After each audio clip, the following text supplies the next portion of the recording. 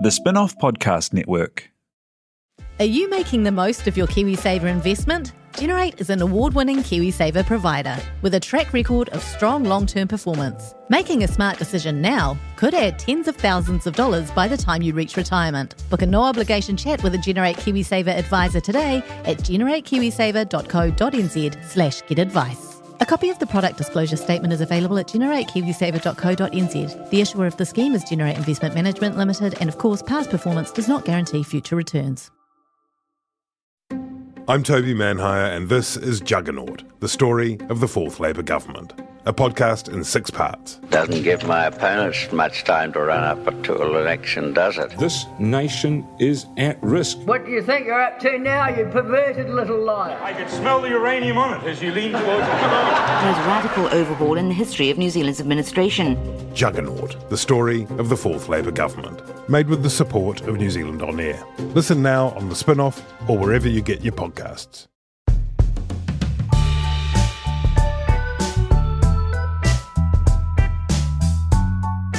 Tēnā koutou katoa, this is Toby Manhire with the latest in our special podcast as part of the Gone By Lunchtime Empire, interviews with leaders of the political parties.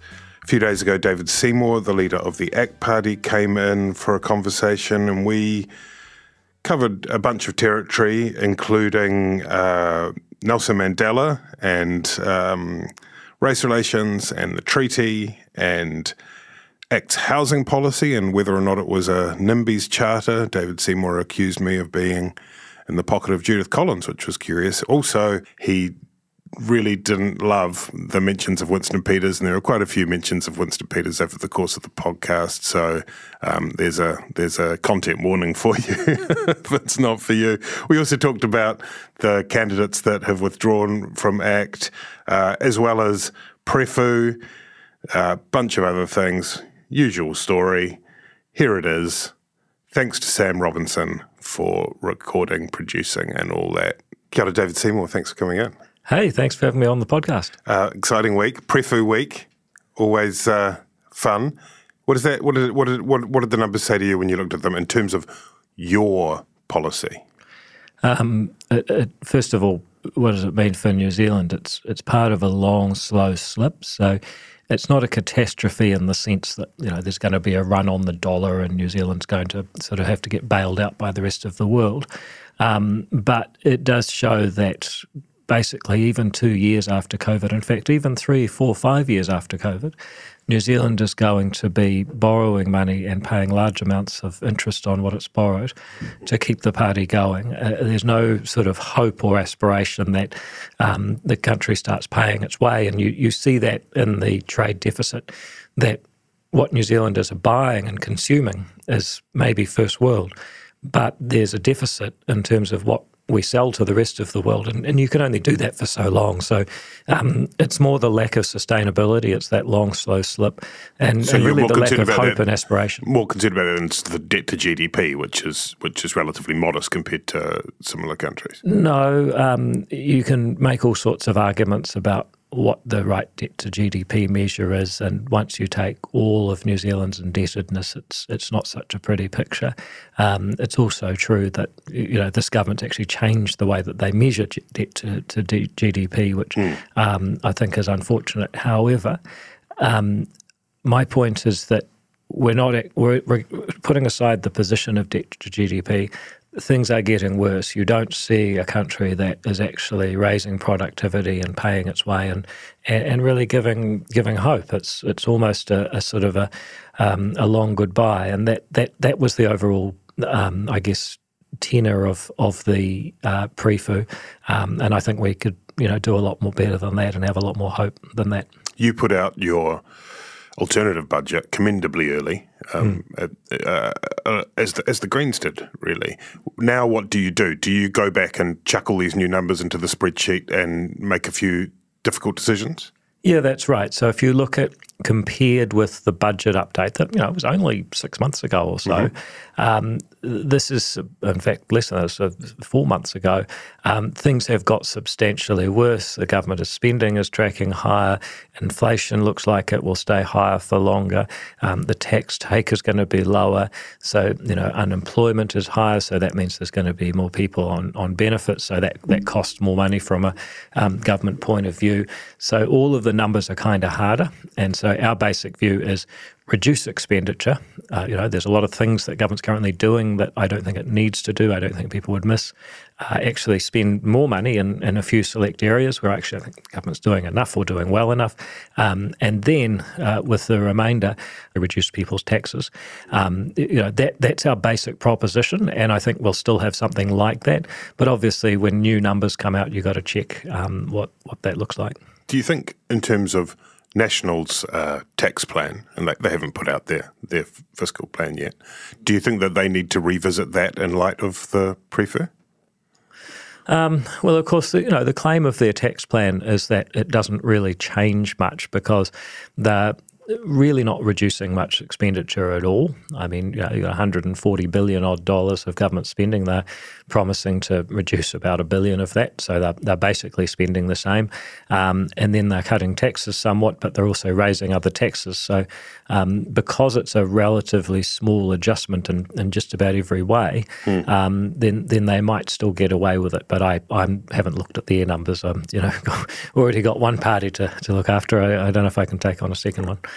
All right. Okay. So you're turning down the opportunity to lead the National Party at this point. It's good to have that on the record. A lot of people ask, from within the National Caucus, you mean? I know that the ones in the caucus are a bit more discreet, but some of the other national people have over the years. Yeah. Okay. The poll that came out on Monday night, the News Hub read, what was your gut response to that? Be honest. Your gut response when you see those numbers, was it, oh shit, we've dropped by 2 points? Or was it, hooray, the right bloc, the putative National Act Coalition has gone up by 2 points and New Zealand First are out of the picture? Well, really none of the above, because what you've got to remember is that Reid Research's last poll was like 3 months ago. Yes. And so when you say you've dropped 2 points, I mean, there was a Reid Research poll in May, there's one in September, and those 2 points different. In between that, there's been a whole lot of polls, some of which have had as high as 18 just last week. Others are on 14, others on 12, and then their one comes along at 10. I think the last TV1 one was at 13. So, you wouldn't really read a lot into that one number. What does your own internal polling say? 13. 13? Okay. Has it been reasonably consistent around that? You haven't it's seen been, a drop?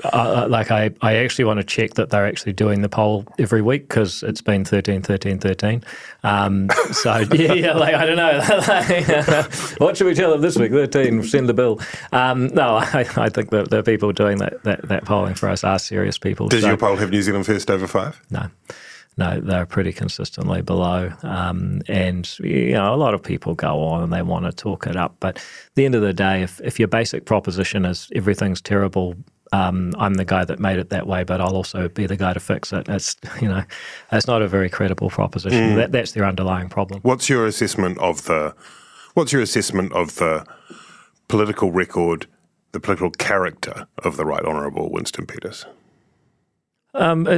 It's actually really sad. The guy's got considerable natural talents, and he's given it a long period of time. But at the end of that, you sort of say, well, if you were sort of writing a history book and you say, okay, now I'm going to summarise what this guy did to leave New Zealand a better place. If the seats land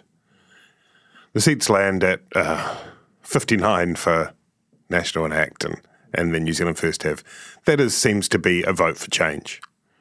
Do you put a peg on your nose and say, let's find a way to muck in and make it work with those three parties? I think it's obviously true, but I think the other thing is it's just the fact that, in this interview and so many others, the press are so keen to fixate on one hypothetical. I think people actually have bigger concerns. I mean, there's people out there saying, "Look," but it's not a fanciful hypothesis, is it? I mean, we've seen it before. That's one of the reasons that those questions are asked. Yeah, sure, but I mean, I just noticed that the amount of emphasis you put on it it's my criticism. I think really what people are saying is we got to climb out of this hole. So that's when I say about the prefer. It feels like we're borrowing money, marking time to stand still. The questions are: how do you raise productivity? How do you get the regulatory state to keep people safe from major harms, but also not tie up so much of people's time in compliance rather than production? How do we make sure that we've got an education system that actually means a poor kid with not much advantage at birth can end up going to one of the world's top universities if they've got the talent? I don't think that in terms of living standards and social mobility, or even just public safety or building enough homes. I mean, there's so many substantial problems that New Zealand has right now. Those are the ones that I think this election really needs to address, because we only get a chance to address these issues in a really, publicly involved way once every 3 years. Yeah, great. And so you've said that, but will you work with Winston Peters if the numbers fall that way? There you go again. So I did actually answer that. You didn't answer that. I actually did answer that. You proposed an alternative question and gave a very eloquent answer to it. If you want to replay the tape, and people can, I'd say, well, obviously that would be the case, but let's move on. And then by the way, I think the media overemphasises the question, then you prove my point. Okay. So forgive me if I missed it. Your answer was yes, if it comes to it, of course. If you need to make a government work, then you make it work. But I just make the point that we're not going to sit around the cabinet table with this clown. I mean, there's so many reasons why you wouldn't trust them.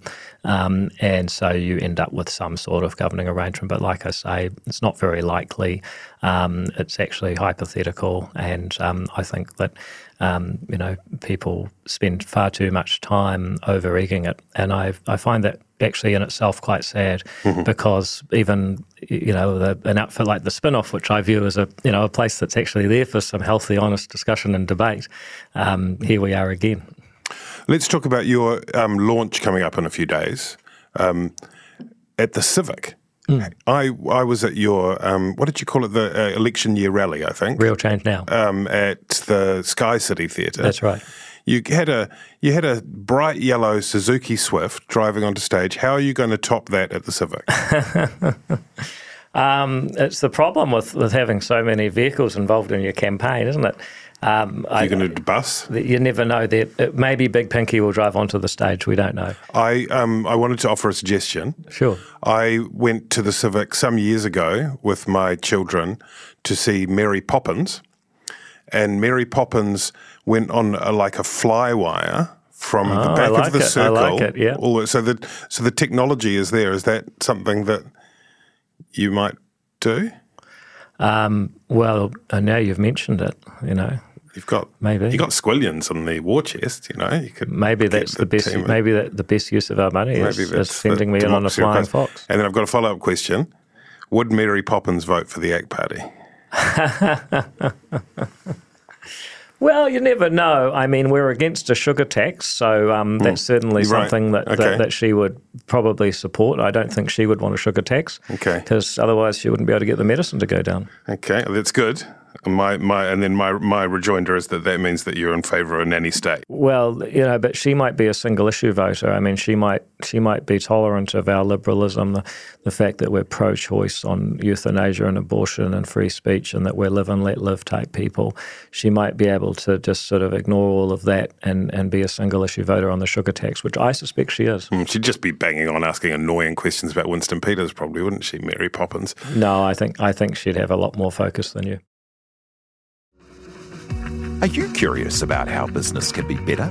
I'm Simon Pound, and I host Business is Boring, a podcast where I kōrero with some of the most interesting people in entrepreneurship, commerce, and making things happen. Tune in to Business is Boring every Tuesday, brought to you by the Spin-Off Podcast Network in partnership with Spark Business Lab. Do you find it hard staying optimistic with all the financial news in the media? I'm Bernard Hickey, and on my podcast, When the Facts Change, I'm here to help you navigate the ever-changing landscape of economics in Aotearoa. So join the conversation every Friday on When the Facts Change, brought to you by the Spin-Off Podcast Network in partnership with KiwiBit.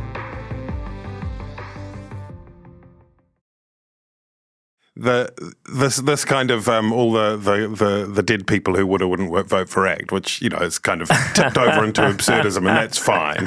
But on the Mandela thing, just want to pull you up on that.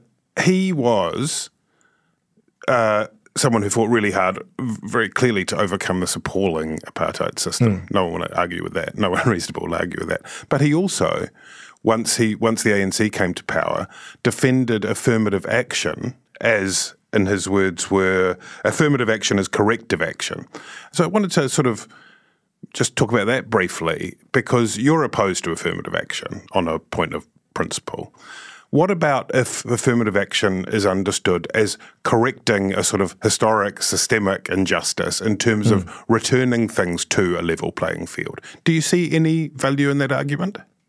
I do, but it's a bit more complicated than you're laying out. So, for example, ACT has always supported the treaty settlement process. So, that is specifically returning property to people that was wrongfully taken and trying to redress past wrongs. So, we don't have a problem with that. We don't have a problem. In fact, we support the idea of equal opportunity. I think the point that we make is that actually it's critical that we start identifying who are the people that have the greatest need. And I'll just give you an example. I saw Kelvin Davis stand up in Parliament and say, it's not fair that why should I die 7 years earlier because I'm Maori? And I was just sitting there thinking, mate, you earn $300,000 a year. You have a degree. If you don't mind me saying, you're in pretty good shape for a man of your age. I don't think it works like that. People are not just a race. So I just make the point that you can do affirmative action, but the question is why you choose to make race everything and actually categorise. And there's this unhealthy obsession in New Zealand with saying, racial categorisation is the way that we group people. The final point I'd make, and this is where I suspect Mandela would be on my side of this argument, is that a lot of what is happening at the moment under the treaty has got nothing to do with specific property rights or equity or affirmative action. It is this idea that you have a different set of rights purely because you are tangata whenua as opposed to tangata tiriti. So you must be consulted on this or that and have, as Willie Jackson said in Parliament a couple of weeks ago, separate rights. So that's the area that we're opposed to. So I'm not opposed to specific settlements around specific issues where, this particular par site was attacked in 1862 and therefore, we understand that. That's a specific issue, not about race, but about events and people. Then we understand the idea of equal opportunity. We think that actually Labor has really failed, particularly in areas like education, to give equal opportunity. We just don't think that race is the way to categorise people when you're trying to level things up. And then third, when it comes to the way the treaty has been interpreted as really giving people in perpetuity, regardless of how well they're doing or not, regardless of any specific connection to any specific events, a different role in society forever. That's what we're opposed to, and I suspect that Nelson would be too. I mean, I guess the treaty stuff is, it overlaps. You got a bit more than you bargained for there, didn't you? It's a slightly separate. Well, I wanted to talk about that too, because I mean, it is the Association of Consumer and Taxpayers. I mean, you guys believe strongly in contract law, right? And that's one way of looking at the treaty in terms of its placement in our constitutional arrangements. This is a contract between two peoples. You wouldn't. If you had a contract dispute, that's something you take through the courts, isn't it, rather than to a referendum, which is what you're proposing. I'm not sure, though, that the contract actually applies a different set of rights to people based on race forever. When I heard Jacinda Ardern say it's a partnership between races, I'm not quite sure that's right. What the contract guaranteed was the same rights and duties to all people, actually the same rights and duties as citizens of England at that time, which of course has evolved through parliamentary lawmaking over time.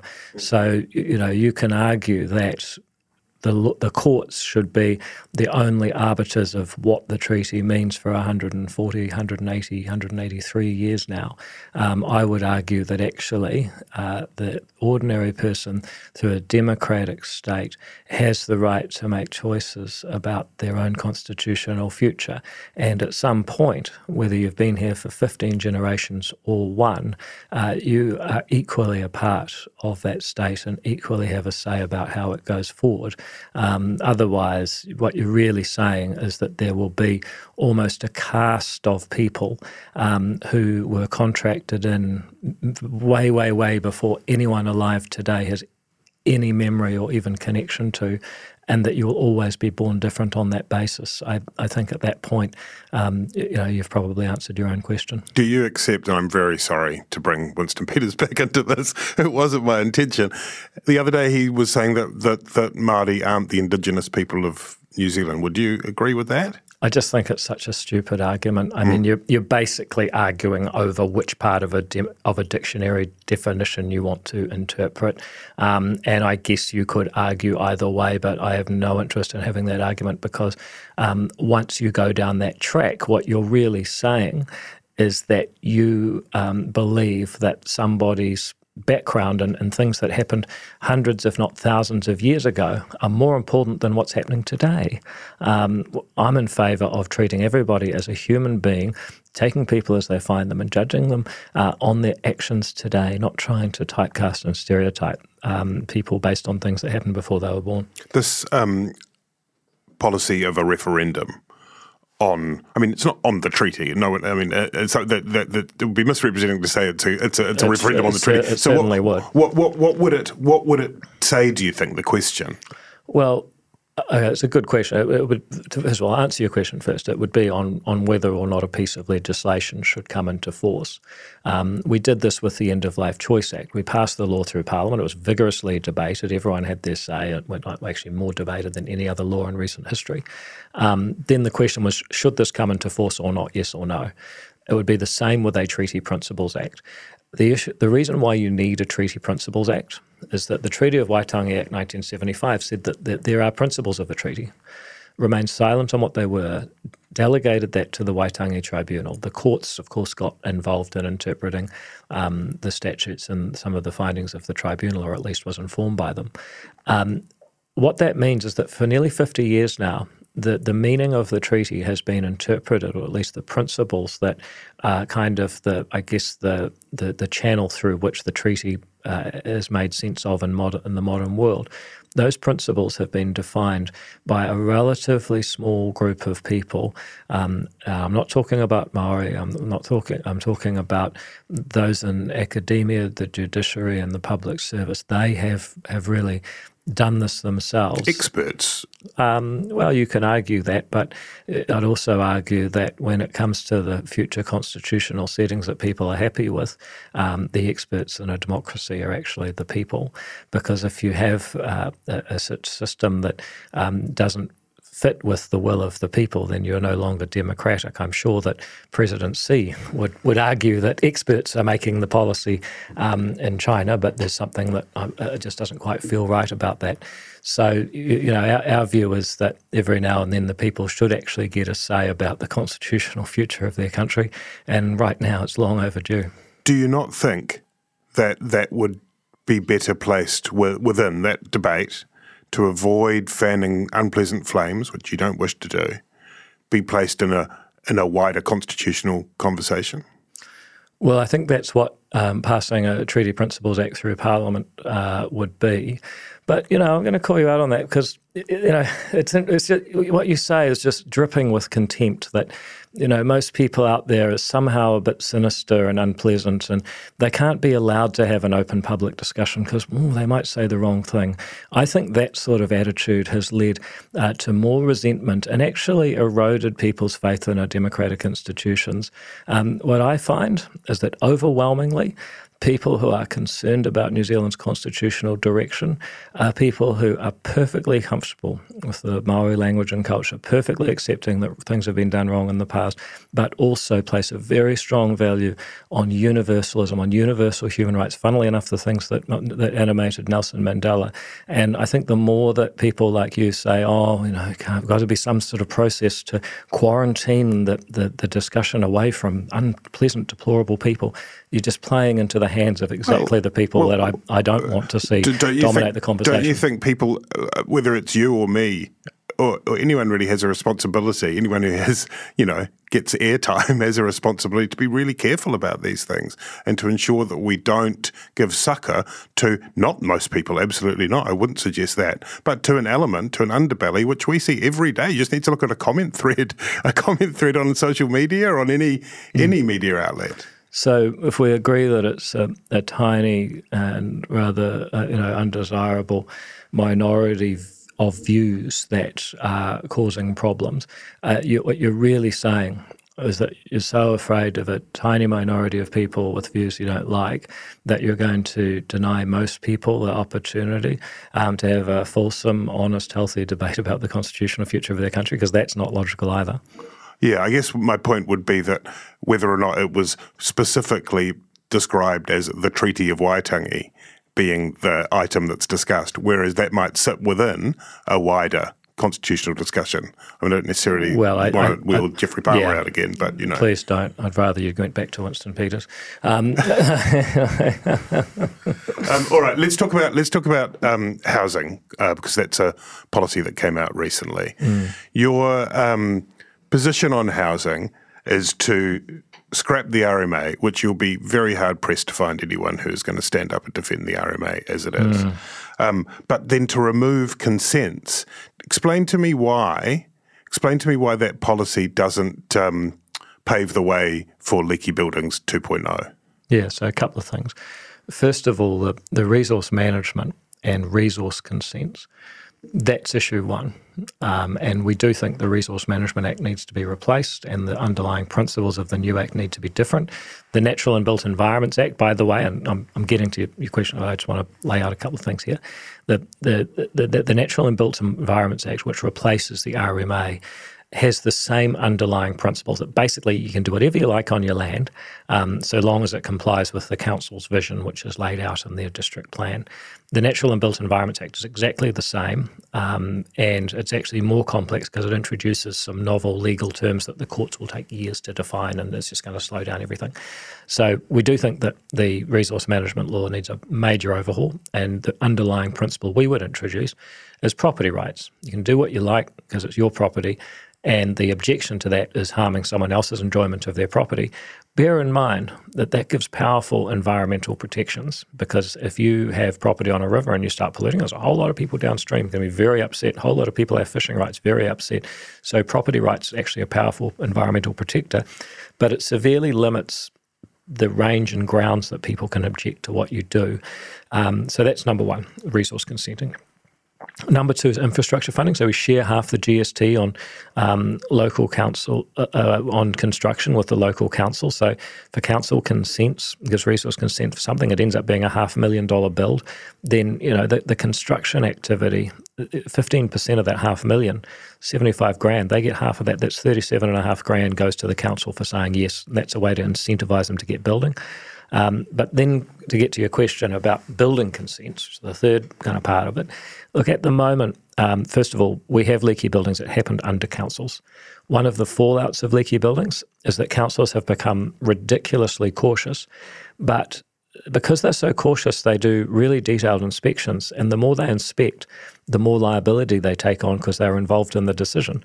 And so you've got to a point where they're unbelievably conservative. They don't like new innovations. They don't like new techniques. They don't like new materials. They've just massively pushed up the price of doing anything. Classic example, we pretty much have one type of plasterboard in New Zealand. I mean, it's insane. And the reason for that is that to use a different type of plasterboard, you need a council to sign it off. And if you're a council, you just say, well, if we say yes, we take on a risk. It's a tiny risk, but why bother? If we say no, then other people will pay more for gibboard, but It's not our problem.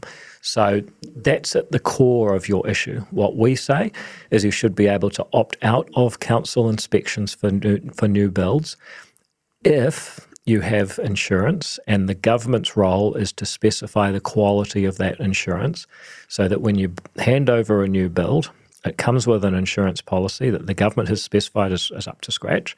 But, of course, if you're an insurance company and someone comes along and says, look, we got this great building technique, these great materials from Japan. They build faster. They put it together in a couple of days. It's warmer. It's safer. There's so many reasons why you do this, and it's half the price. Then as an insurance company, you might say, yeah, we'll insure that. Here's your premium. And I think if we were to go down that track, would a lot of people use it? Maybe. Would some people use it? Almost certainly. I just think we need to start introducing new choices in New Zealand. We're so conservative, and we're not getting where we need to get. We're not solving the problems we need to solve. So it's really just about, how about we try something new? How about we do a bit more innovation? It sounds to me risky. I mean, that's exactly what I mean. To the jib point, absolutely ridiculous, absurd, and we saw that But isn't that bad regulation rather than too much regulation? Okay, but how do we get to good regulation then? Well, that's over to the politicians to fix. To throw it over to private insurance does seem like quite a drastic corrective. Not really. A lot of things are privately insured in New Zealand. Insurance has been around for hundreds of years. It's not a new or scary concept. I just think that giving people a different option might lead to better results. And if we're not prepared to try anything new, we're not going to get anywhere. And if you really think that you're safe with the councils doing it, they managed to screw up leaky buildings. They can do it again. So it's not even that you have a guarantee of safety right now. This the other thing that is intriguing to me is this idea that you need, I think it's 70% of your neighbour's approval if you want to put in medium density. Is that David Seymour, MP for the leafy suburb of Epsom, defeating in hand-to-hand combat David Seymour, leader of the classical Liberal ACT Party? Not at all. It's Nimby's charter, isn't it? Well, I suspect that. Can I just explain it? Of course. Because I think you might be criticising something that's not quite what you think it is. So first of all, your starting point is the current Auckland Unitary Plan. And I know that there are people, I would say, I've been an MP for Epsom for 9 years and I've knocked on a lot of doors and all that. And I do claim, that's one thing I claim to know a little bit about, is that people do want intensification. They do know that there's a shortage of housing. They do want their kids to be able to live nearby when they grow up. So people are not opposed to more people living. They just want to know how it's going to work and what's the practical implications. I think if you actually say, look, you may currently be mixed housing suburban, but you could upzone as a street to mixed housing urban if you wanted to, which means you can basically go a story higher and put an extra unit per section. I think that there would be some streets that would actually welcome that opportunity so long as they can work it through on their terms. We would also say, look, if you do that, you're going to get more money for your sections, but we would actually, as a council, reserve the right to put a targeted rate because there's going to be a need for infrastructure upgrades. So at the moment, there's people in a street that want to intensify, but if you're the first person to intensify, you have to basically build out the pipes for the whole street. So everyone's waiting for someone else to do it, right? So what I'm talking about is, quite nitty-gritty street-level reality of how development happens and how people react to it. And our idea of street votes is actually designed to navigate some of that reality. So quite apart from, your Judith Collins trope about, David Seymour from Epsom battling David Seymour from ACT, it's actually... Did I steal it from Judith Collins? You may not realise it, but you were parroting Judith Collins, who said a very similar thing. There we go. He's in a pod. I know. I've always wondered about some sort of long-lost relationship. But so actually, no, we're thinking about nimble, practical ways to create win-wins. And I think, the more that you let people be involved in the decision-making in their community, their street, their level, the more people feel that they've been listened to, that they've got buy-in, and, you end up with a better world as a result. David, you told Newsroom in 2021 that you would be, quote, looking at more rigorous scrutiny of candidates, and I expect that will involve more testing, interviewing and background checking. I think all parties have to lift their game in that regard. Did that happen? Because you've had 5 candidates over 2 months who have withdrawn. What happened? Well, first of all, yes, it did happen. And if you go through them, and I don't want to, let me just preface this by saying I think it's a bit distasteful to chase people out of the political arena after they've left. So I'm not going to be really specific and say this one did that. But that's fine. But if you think about a few different reasons someone might leave, some people just said they weren't happy with their list placing. Some people might say, look, now I'm doing this, my family's suddenly not so keen, so I'm actually not going to do that anymore. Other people might say, well, actually, look, it's just not what I expected generally. Then you can imagine how 1 or 2 or 3 people might have had reasons like that. And then you say, okay, there's one person who made a LinkedIn comment that I just think is absolutely unacceptable. That comment was made almost 2 years ago. We missed it, and that was a failure. That's the only one that I really regret. The other one made a comment about vaccination that I actually disagree with, but I don't think it's the end of the world. I think we need a bit more healthy disagreement. That person left for other reasons relating to the fallout from the reporting of that. So, once you work through it, you start off with, oh my God, 5 people have left, it's the end of the world. And then once you work through it, you're like, actually, you know what? We live in a democracy where we ask people to give up their weekends, their privacy, their time with their family for absolutely nothing other than the fact that they're contributing to their party and our election.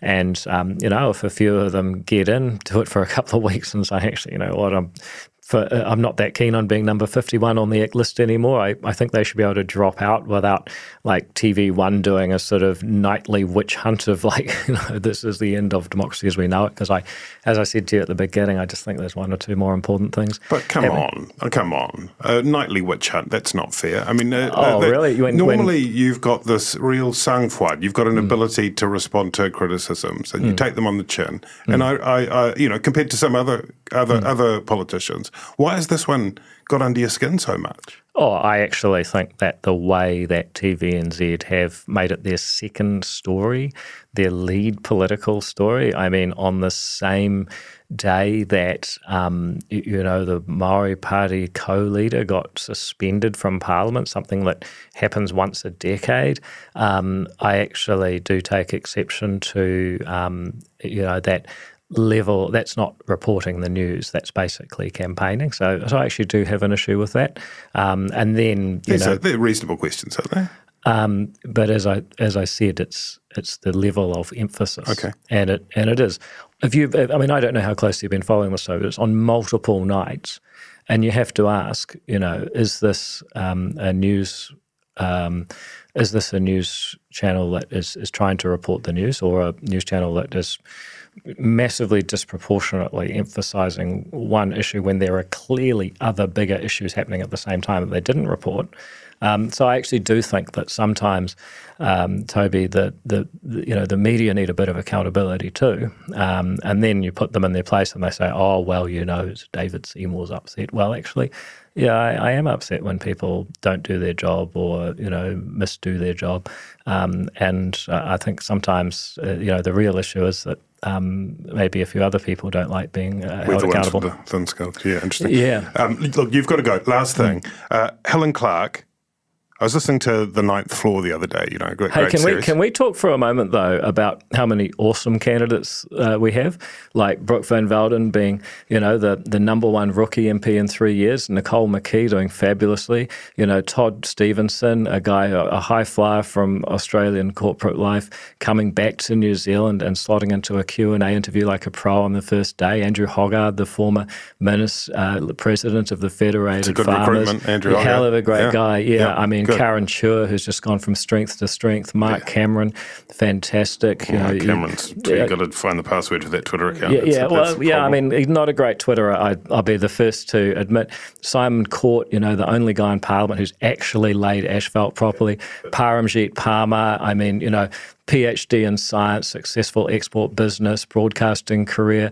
Laura Trask, pharmacist, runs a business of 25 people, fantastic representative for government. That's just our top 10. You're doing all this without taking a breath. It's really, that's just our top 10. I mean, I can go through our teams as well if you like.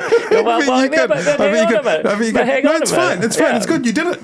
You've done it. That's fantastic. That's great. But look, this isn't a party political broadcast. There's all of your materials on your website. You make this case all the time. Let's spend at least as much time talking about the candidates you can vote for, who are fantastic. I think you did very impressively there. Listen, okay, look, you've got to go. Helen Clark. Cameron Luxton, builder Clark. From Tauranga. Where's David Seymour, by the way? Is the other David Seymour in the mix this time? David Seymour, not me, has motor neuron disease, and I actually was at his 60th birthday a few months ago, but unfortunately David's condition means that he won't be able to stand this time. Oh, sorry to hear that. Shout out to David Seymour. No, he's still a legend, and always will be, but he's not up to campaigning anymore, unfortunately. Helen Clark, 9th floor. She's not standing for us. She's not on your list this time. The history of New Zealand has been of Labour governments which made a lot of progressive changes, and in order to get elected, national parties agreeing not to change too much and life goes on. Could have been David Seymour who said those words, though. That's your thesis, isn't it? Well, I mean, maybe Helen Clark will be voting for ACT. Who knows? But I guess just to round it off, what are you going to do about that? How are you going to stop National avoiding being a reform government? I think this. I know this time is different. Most polls at the moment show an ACT national government, where ACT is at least a quarter of that government. Some cases closer to a third of that government. That's unprecedented. Even in the MMP era, we've always had one big party and multiple parties that were significantly, dramatically smaller. So there is a chance for real change here, and I think that ACT is in a very good position to break that pattern, which I completely agree. I think Helen Clark's right about that. I just would argue that where there's a difference with Helen Clark's prognosis, she said progressive change. If you're talking about homosexual law reform or marriage equality or abortion law reform, I'm totally with Labour on the progressive change, absolutely. But when it comes to the role of the government in the economy, I think Labour have expanded it beyond what's reasonable, and National have failed to put it back in the box. And due to that burden of tax, government spending and regulation, we've all been poorer and less able to solve a whole range of environmental and social problems than we otherwise needed to be due to that lack of ambition by National to cut back Labour's excesses in the economy, and that is where ACT comes in. And you're willing to forego power to ensure that happens? No, I'm willing to forego baubles and limos and titles for myself if I find and judge, along with my colleagues, that we are able to have more influence on the next government by sitting on the crossbenches and negotiating with them vote by vote, than by actually taking the baubles for ourselves. And I think people have been pretty shocked to hear that. Oh, how could you possibly do that? I would say, look, it's obviously not our preference. We'd much rather be, in there tight, holding hands with the Nats and implementing a work program. And I think that's probably where we'll get to. But I just make the point that, we're not going to be bought out by the baubles. And some people are sort of shocked by that, but I think it's the right thing to do. When I turned down being a minister to get end-of-life choice done, that was the right thing to do then, and it's still the right principle now. David Seymour, thank you very much. Thank you.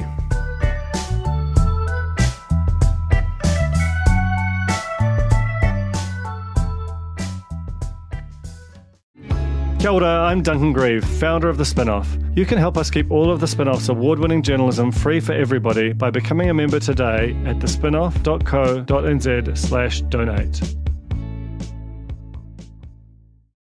This is Climate Adaptation. We are the Pōtiki of the Taiao. And the words of those keeping the home fires burning. It's more than just going along and planting some trees. You got to be able to defend that place to the end of your life. We have the solutions. We just need to come back to the belief in ourselves as rangatira. Join me, Nadine Hura, and Ruia Āpirehama, the Ko Papa Ko Rangi Series 2, Ahi Ka. Brought to you by Te Komata o Te Tonga, the Deep South Challenge, out now on the Spin-Off Podcast Network or wherever you get your podcasts. The Spin-Off Podcast Network.